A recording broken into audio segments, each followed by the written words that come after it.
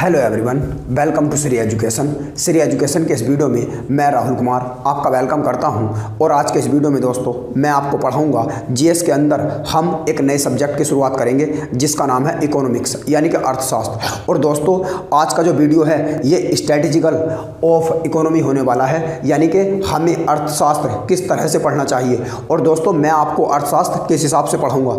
तो दोस्तों आज के इस वीडियो में यही हम चर्चा करेंगे। तो दोस्तों अर्थशास्त्र मैं आपको किस तरह से पढ़ाऊंगा, तो दोस्तों इसमें बेसिकली हमारा फोकस होगा, मैं जो आपको अर्थशास्त्र पढ़ाऊंगा उसमें टोटल 21 चैप्टर होंगे दोस्तों। और ये जो वीडियो सीरीज मैं श्री एजुकेशन चैनल पर लेकर आया हूं इसमें दोस्तों हम 21 चैप्टर डिस्कस करेंगे, जिसमें दोस्तों 60 से 70 लेक्चर मैं आपके लिए बनाने की कोशिश करूंगा दोस्तों। तो देखना ना भूलिएगा दोस्तों। और मैं गारंटी के साथ दोस्तों कहना चाहता हूं कि अगर आपने दोस्तों ये सारे लेक्चर देख लिए तो आपका जो इकोनॉमिक्स है, अर्थशास्त्र है, उससे फेवरेट सब्जेक्ट शायद कोई सा ना हो दोस्तों। तो दोस्तों शुरू करते हैं इंडियन इकोनॉमी और वर्ल्ड इकोनॉमी। और दोस्तों इकोनॉमिक्स को पढ़ने से पहले मैं आपको बताना चाहता हूं दोस्तों कि जो इकोनॉमिक्स के रिसोर्सेज हैं वे दोस्तों करंट इशू हैं, यानी कि अधिकतर जो इकोनॉमिक्स है उसे मैं करंट से रिलेट करके भी आपको पढ़ाऊंगा कि यानी कि जो इकोनॉमिक्स है उसकी शुरुआत कैसे हुई थी और आज की जो इकोनॉमिक्स है वो किस तरह से चल रही है दोस्तों। तो दोस्तों पहला जो चैप्टर होगा वो जो 21 चैप्टरों में से हमारा पहला चैप्टर होगा वो होगा दोस्तों अर्थशास्त्र एवं अर्थव्यवस्था, यानी कि इकोनॉमिक्स और इकोनॉमी। तो दोस्तों हम इसमें ये जानने की कोशिश करेंगे कि अर्थशास्त्र की शुरुआत कैसे हुई थी और अर्थशास्त्र का विकास कैसे हुआ और अर्थव्यवस्था कितने प्रकार की होती है और अर्थव्यवस्था के अंदर कौन कौन से क्षेत्र आते हैं, जैसे प्राथमिक, द्वितीयक, तृतीयक, यानी कि प्राइमरी सेक्टर, सेकेंडरी सेक्टर और टर्सरी सेक्टर।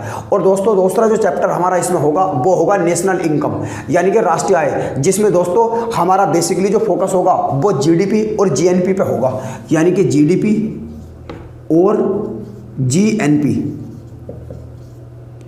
जीएनपी यानी कि ग्रोथ डोमेस्टिक प्रोडक्ट और ग्रोथ नेशनल प्रोडक्ट पे होगा, यानी कि सकल घरेलू उत्पाद और सकल राष्ट्रीय उत्पाद पे होगा।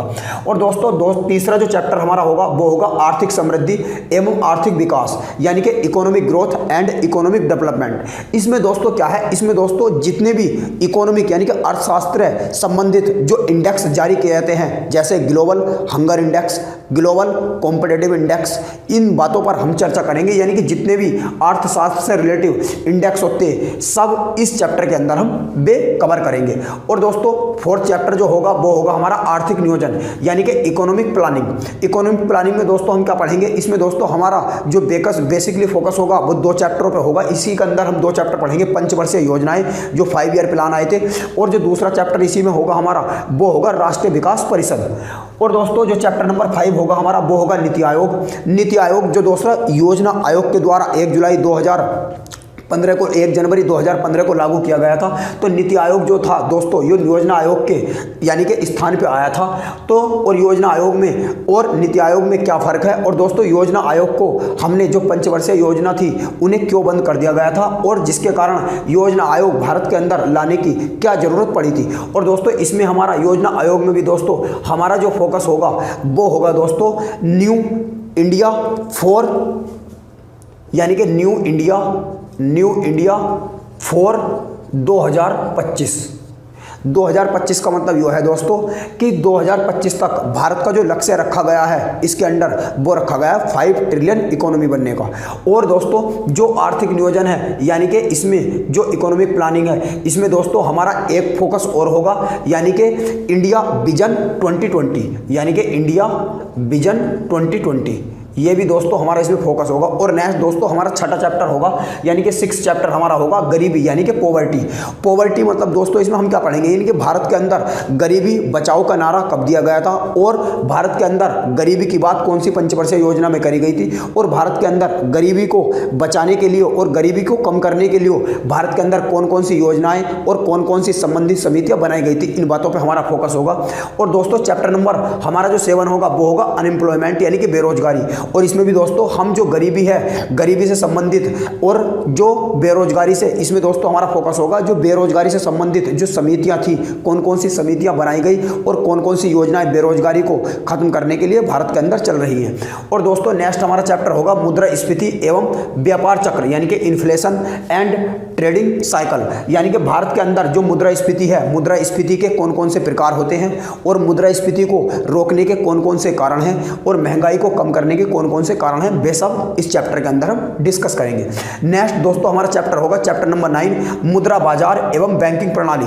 तो दोस्तों जितने भी बैंकिंग से संबंधित जो एग्जाम है वे उनके लिए ये वाला चैप्टर बहुत ही इंपॉर्टेंट है, यानी कि banking sector, money market and यानी कि बैंकिंग सिस्टम। इसमें दोस्तों हमारा पोस्ट पेमेंट्स बैंक और नेशनल पेमेंट बैंक पर फोकस होगा बेसिकली। और दोस्तों नेक्स्ट हमारा चैप्टर होगा जो चैप्टर नंबर 10 होगा भारत में बीमा एवं पूंजी बाजार।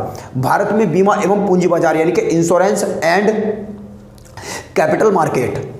तो दोस्तों इसमें बेसिकली हमारा क्या फोकस होगा, इसमें दोस्तों हमारा फोकस होगा जो बीमा है भारत के अंदर कौन कौन से बीमा होते हैं, जैसे स्वास्थ्य बीमा, जीवन बीमा।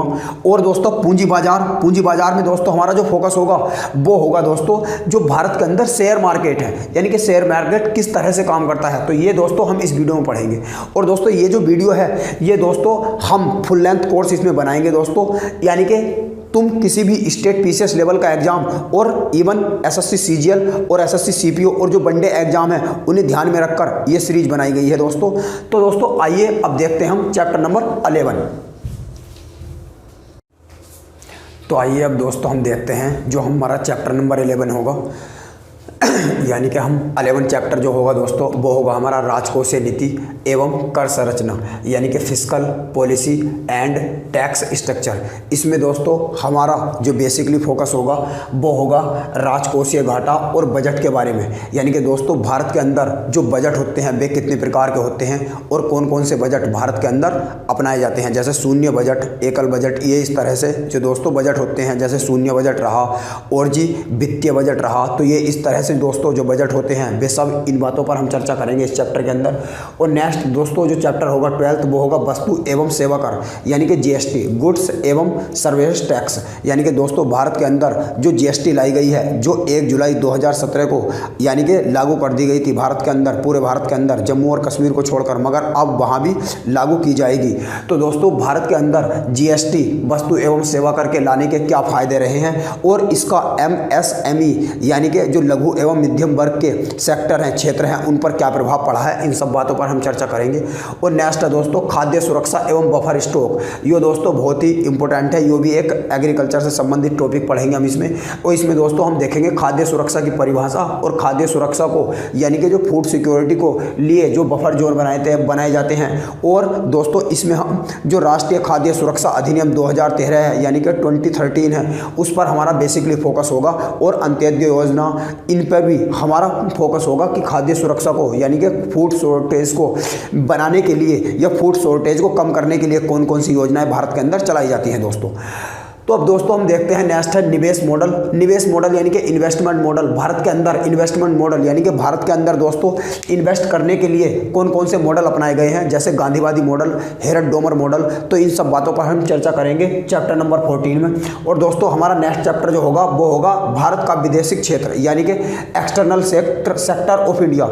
इसमें दोस्तों हम क्या पढ़ेंगे, भारत के विदेशी क्षेत्र में दोस्तों हम बेसिकली इसमें हमारा फोकस होगा एफडीआई के बारे में। एफडीआई यानी कि फॉरेन डायरेक्ट इन्वेस्टमेंट यानी कि प्रत्यक्ष विदेशी निवेश, यानी कि भारत के अंदर जो एफडीआई आता है, जैसे सऊदी अरेबिया से, यूएई से और यूएसए से भारत के अंदर कितना विदेशी निवेश आता है और उसका भारत की इकोनॉमी में कितना योगदान रहा है और कितना योगदान आने वाले टाइम में रहेगा। तो इस पर दोस्तों ये हम चर्चा करेंगे। और नेक्स्ट दोस्तों होगा अंतर्राष्ट्रीय आर्थिक संगठन एवं समझौते।